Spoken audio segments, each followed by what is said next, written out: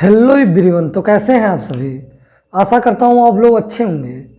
आज के इस वीडियो में मैं आप लोग को 7वें का खा नंबर का क्वेश्चन सॉल्व कराऊंगा। ये जो क्वेश्चन है 5 नंबर में दिया हुआ है। 3 क्वेश्चन दिया हुआ है। निम्न पर संक्षिप्त टिप्पणी लिखिए। पहला क्वेश्चन है कोलबे वैद्युत अपघटन। पहला वाला इसका मतलब 1 नंबर में है, और दूसरा एल्डोल कंडेंसेशन, एल्डोल संघनन, और तीसरा है रोजेन मुंड अपचयन। 3 क्वेश्चन दिया हुआ। पहला 1 नंबर में है, दूसरा 2 नंबर में, और तीसरा भी 2 नंबर में है। तो पहला 1 नंबर में पूछा तो केवल रिएक्शन लिख देंगे तो भी 1 नंबर आप लोग को मिल जाएगा। लेकिन दूसरे और तीसरे में आप लोग को थोड़ा बहुत थ्योरी भी लिखना पड़ेगा, क्योंकि ये ज़्यादा नंबर में पूछा है। तो चलिए इसका सोल्यूशन देखते हैं। तो अनुसार पेपर चल रहा था 347 BZ 2023 का। मैंने इस क्वेश्चन से पहले जितना क्वेश्चन था सबको सॉल्व करवा दिया था। यदि आप लोग देखना चाहते हैं डिस्क्रिप्शन या प्लेलिस्ट में जाके देख सकते हैं। तो चलिए वीडियो को स्टार्ट करते हैं, समय को बर्बाद ना करके। तो पहला क्वेश्चन दिया हुआ है कोलबे वैद्युत अपघटन क्या है। कोलबे वैद्युत अपघटन क्या है मैं आप लोगों को बता रहा हूँ। जब इसमें हम acetic acid CH3COOH acetic acid की क्रिया बेस NaOH से कराते हैं तो ये बन जाता है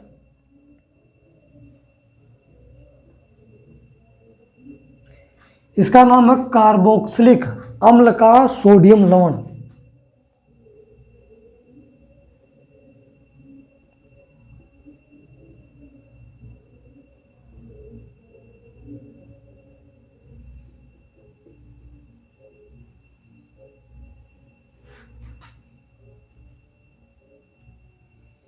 कार्बोक्सिलिक अम्ल का सोडियम लवण कहते हैं, क्योंकि इसी को साल्ट इसलिए कहते हैं क्योंकि ये प्लस माइनस में रहता है।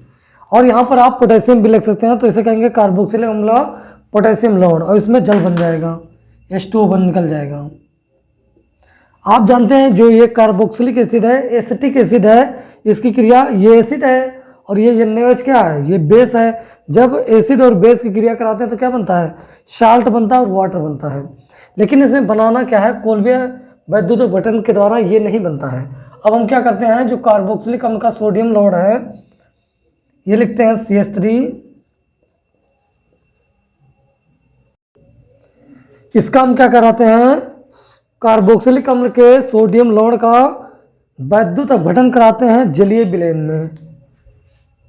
एक पात्र लेते हैं, उसमें हम लिखते हैं करंट। वैद्युत अपघटन मतलब इसमें करंट प्रवाहित करते हैं। तो ये बनता क्या है,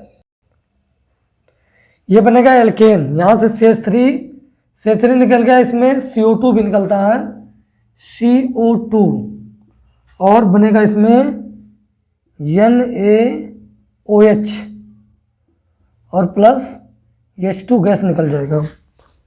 इसको बैलेंस करने के लिए हम क्या करेंगे, यहाँ पर CH3 2 मॉलिक्यूल है तो यहाँ पर लिख देंगे 2, और आप देख रहे हैं यहाँ पर CO2 2 है तो यहाँ भी 2 कर देंगे, और यहाँ पर आप देख रहे हैं NaOH, तो Na यहाँ पर 2 है तो 2 हो गया, और इसको हम लिख सकते हैं HOH। वाटर का 2 मॉलिक्यूल ले लेंगे,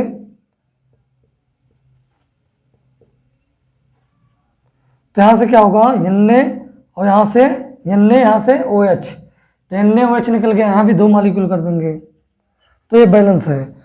तो कोलबे अपक्रिया में होता क्या है मैं आप लोगों को समझा दे रहा हूँ।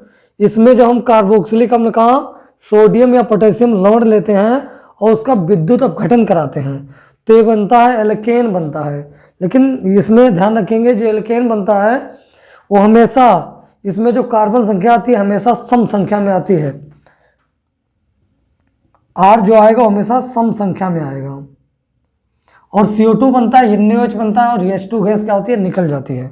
इसमें एक इम्पॉर्टेंट चीज़ और है, इस प्रोसेस के दौरान मीथेन को नहीं बनाया जा सकता है। और तीसरा स्टेप इसमें इम्पॉर्टेंट चीज़ एक और है, ये अभिक्रिया जैसे जैसे होती है इसमें इसका pH मान क्या होता है, बढ़ता रहता है, जैसा कि यहाँ पर लिखा गया है। तो चलिए अब अगले क्वेश्चन का सोल्यूशन देखते हैं। दूसरा क्वेश्चन यहाँ पर दिया गया है एल्डोल संघनन। एल्डोल संघनन क्या होता है इसको रिएक्शन के द्वारा पहले समझेंगे, उसके बाद इसका थ्योरी समझेंगे। एल्डोल संघनन मैंने पिछले वीडियो में भी इसका सोल्यूशन बताया था। तो इसमें एल्डिहाइड का 2 मॉलिक्यूल लेते हैं, CH3H डबल बॉन्ड हो, ये क्या है एल्डिहाइड है, और इसमें एक मॉलिक्यूल और लेंगे एल्डिहाइड का CH2 CH2 और इसकी क्रिया हम NaOH या बेरियम हाइड्रोक्साइड की उपस्थिति में कराते हैं। तो यहाँ पर होता क्या है, जब ये बॉन्ड तोड़ते हैं तो इस पे आता है नेगेटिव और इस पे आ जाता है पॉजिटिव, और ये होता है पॉजिटिव, ये हाइड्रोजन जो है वो यहाँ चलाता है और ये जाके यहाँ पर जुड़ जाता है। यहाँ पर बैलेंसिंग की कमी होगी तो यहाँ जुड़ जाएगा ना, तो इसमें बनेगा क्या, इसमें ये कंपाउंड बनेगा, इसी को कहते हैं एल्डोल। इसका नाम है, इसका नाम है एल्डोल। एल्डोल क्या होता है मैंने पिछले वीडियो में भी बताया था, जब किसी कंपाउंड में, एक ही कंपाउंड में एल्कोहलिक ग्रुप और एल्डिहाइड ग्रुप दोनों एक ही कंपाउंड में प्रेजेंट हो तो उसे हम कहते हैं एल्डोल कहते हैं। इसका यदि आप IUPAC नाम लिखें तो लिखेंगे 1 2 3 और 4। इसका IUPAC नाम होगा 3 हाइड्रोक्सी ब्यूटेनल। तो आई होप आप लोग को ये समझ में आया होगा। अब आइए इसका थ्योरी समझते हैं क्या लिखा हुआ है। जैसा कि यहाँ लिखा गया है, अब इसको मैं समझा दे रहा हूँ आप लोग को। जैसा कि यहाँ पर लिखा गया है, ऐसे कार्बोनिल यौगिक जिनमें अल्फा हाइड्रोजन परमाणु पाए जाते हैं तथा जिसको NaOH, जैसा कि तीर पर लिखा गया NaOH या BOH का होल ट्वाइस की उपस्थिति में आपस में क्रिया करने पर संघनित होकर बीटा हाइड्रोक्सी एल्डिहाइड या कीटोन देते हैं, इस अभिक्रिया को एल्डोल संघनन कहते हैं।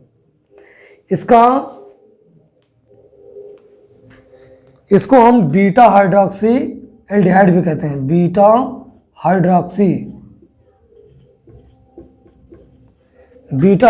एल्डिहाइड।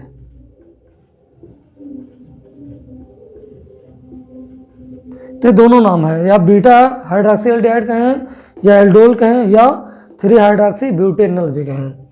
तो चलिए अगले क्वेश्चन का सलूशन देखते हैं। अगला क्वेश्चन दिया हुआ है रोजेनमुंड अपचयन, इस पर टिप्पणी लिखना है। तो रोजेनमुंड अपचयन क्या होता है, इसमें हम लेते हैं एल्किल क्लोराइड, इसका नाम है एल्किल क्लोराइड। इसकी क्रिया हम H2 के साथ कराते हैं, इसमें उत्प्रेरक के रूप में लेते हैं। पहचान इसका है PD/BaSO4, PD/BaSO4 की उपस्थिति में इसकी क्रिया कराते हैं तो ये बन जाता है एल्डिहाइड और CHO बन जाता है, एल्डिहाइड बन जाता है। और यहाँ पर क्या होता है, HCl बाहर हो जाता है। ये काफ़ी आसान क्वेश्चन है, सबसे आसान है ये। जब हम एल्किल क्लोराइड, इसका नाम है एल्किल क्लोराइड, की क्रिया H2 के साथ में कराते हैं PD/BaSO4 कैटालिस्ट की उपस्थिति में, तो बनता है इसमें एल्डिहाइड और CHO बनता है और HCl बन जाता है, जिसे हम कहते हैं रोजेनमुंड अपचयन। चलिए इसका थ्योरी समझते हैं। जैसा कि लिखा गया है यहाँ, जो लिखा गया रिएक्शन उसी टाइप का लिख देंगे, क्योंकि 2 नंबर में पूछा तो लिखना पड़ेगा। PD/BaSO4 की उपस्थिति में जब एसिड क्लोराइड यही है RCOCl